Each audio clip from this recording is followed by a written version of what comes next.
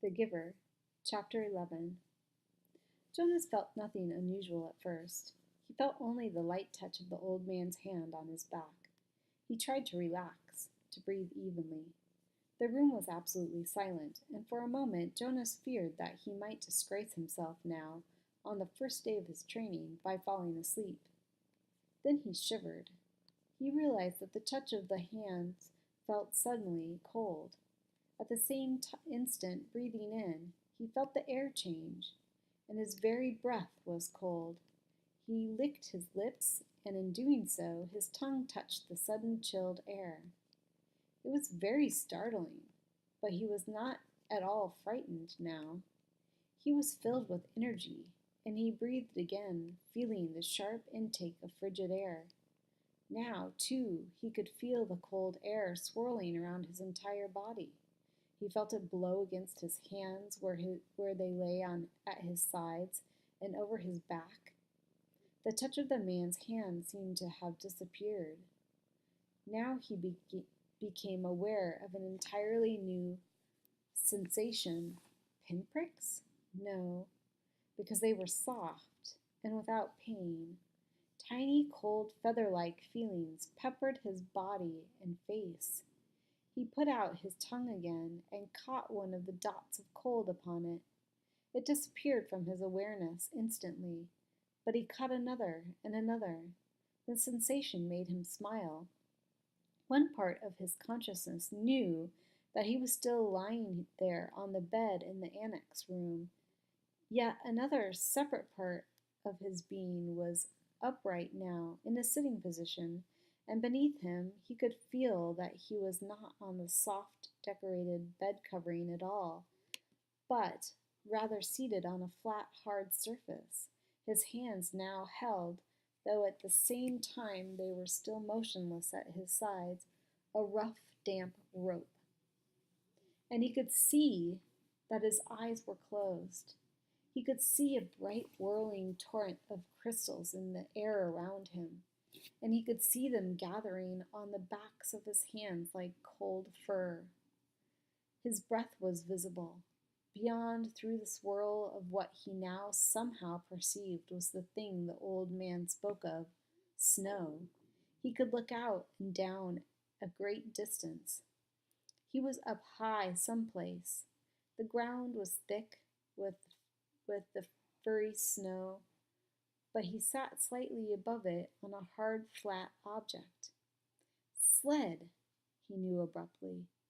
He was sitting on a thing called sled, and the sled itself seemed to be poised at the top of a long, extended mound that rose from the very land where he was. Even as he thought the word mound, his new conscience told him hill. Then the sled, with Jonas himself upon it, began to move through the snowfall, and he understood instantly that now he was going downhill. No voice made an explanation. The experience explained itself to him. His face cut through the frigid air as he began the descent, moving through the substance called snow on the vehicle called sled, which propelled itself on what he now knew without doubt to be runners. Comprehending all of those things as he sped downward, he was free to enjoy the breathless glee that overwhelmed him, the speed, the clear, cold air, the total silence, the feeling of balance and excitement and peace. Then the angle of incline lessened as the mound, the hill, flattened. Nearing the bottom, the sled's forward motion slowed. The snow was piled up now around it, and he pushed with his body, moving it forward, not wanting the exhilarating ride to end. Finally, the obstruction of the piled snow was too much for the thin runners of the sled, and he came to a stop. He sat there for a moment, panting, holding the rope in his cold hands. Tentatively, he opened his eyes, not his snow hill sled eyes, for they had been open throughout the strange ride. He opened his ordinary eyes and saw that he was still on the bed and that he had not moved at all. The old man, still beside the bed, was watching him. "How do you feel?" he asked. Jonas sat up and tried to answer honestly. "Surprised," he said after a moment. The old man wiped his forehead with his sleeve. "Phew," he said. "It was exhausting, but even transmitting that tiny memory to you, I think it lightened me just a little." "Do you mean you did say I could ask questions?" The man nodded, encouraging his question. "Do you mean that now you don't have the memory of it, of that ride on the sled anymore?" "That's right. A little weight off this old body. But it was such fun, and now you don't have it anymore. I took it from you." But the old man laughed. "All I gave you was one ride on one sled in one snow on one hill. I have a whole world of them in my memory. I could give them to you one by one, 1,000 times, and there would still be more." "Are you saying that we could do it again?" Jonas asked. "I'd really like to. I think I could steer by pulling the rope. I didn't try this time because it was so new." The old man laughed. The old man, laughing, shook his head. "Maybe another day for a treat. But there's no time, really, just to play.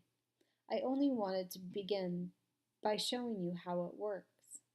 Now," he said, turning businesslike, "lie back down. I want to—" Jonas did. He was eager for whatever experience would come next, but he had suddenly so many questions. "Why don't we have snow and sleds and hills?" he asked. And when did we in the past? Did my parents have sleds when they were young? Did you?"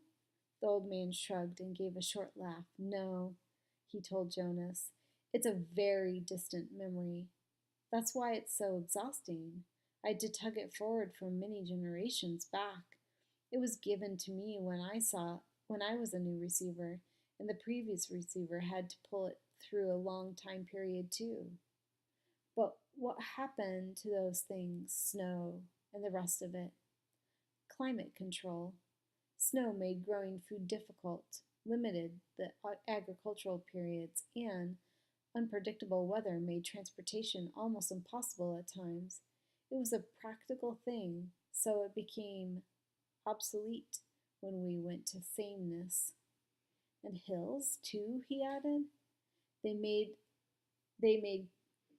conveyance of good unwieldy trucks, buses, slowly slowed them down. So, he waved his hand, as if a gesture had crushed hills to disappear. "Sameness," he concluded. Jonas frowned. "I wish we had those things still, just now and then." The old man smiled. "So do I," he said. "But that choice is not ours." "But, sir," Jonas suggested, "since you have so much power—" The man corrected him. "Honor," he said firmly. "I have great honor. So will you. But you will find that that is not the same as power. Lie quietly now. Since we've entered into the topic of climate, let me give you something else. And this time, I'm not going to tell you the name of it, because I want to test the receiving. You should be able to perceive the name without being told. I gave away snow and sled and downhill and runners by telling you them in advance." Without being instructed, Jonas closed his eyes again. He felt the hands on his back again. He waited. Now it came more quickly, the feelings. This time the hands didn't become cold, but instead began to feel warm on his body. They moistened a little. The warmth spread, extending across his shoulders, up his neck, onto the side of his face.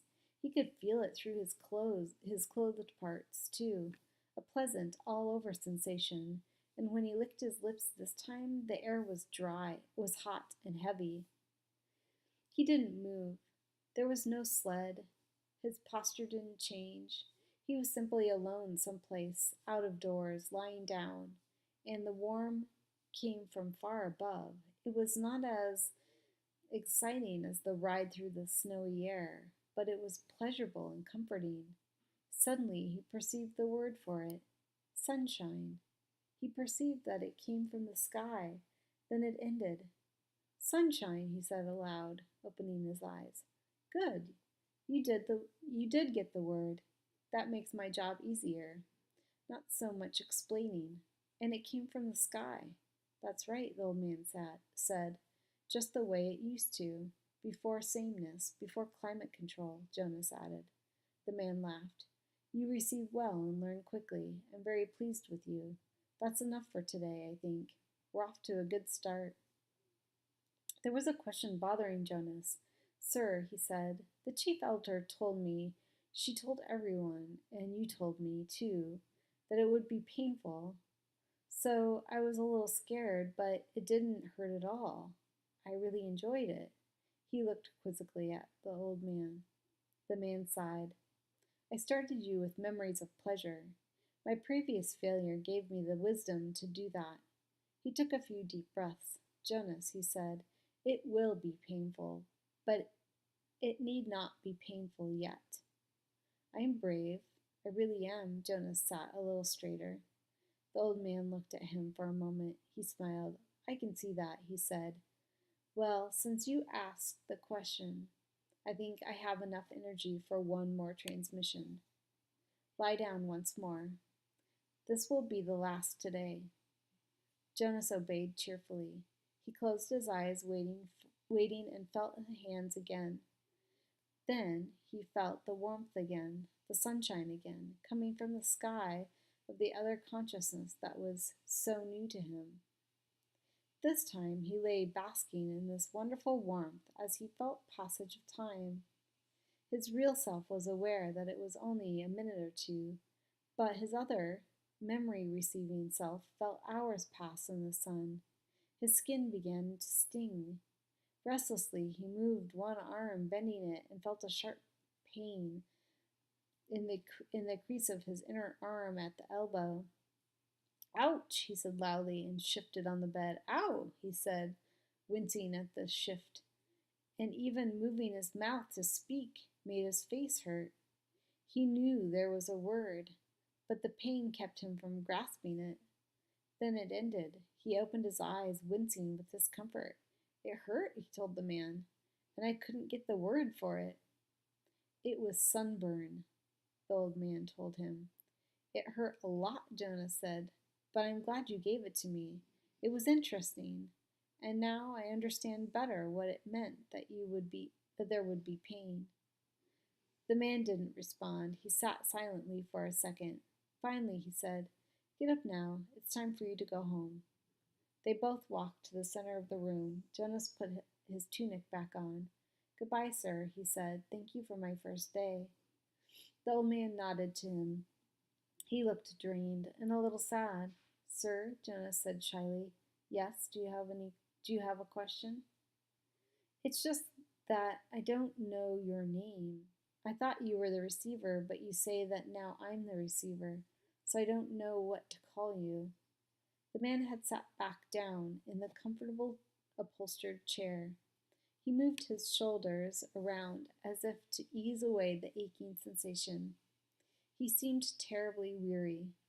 Call me the giver, he told Jonas.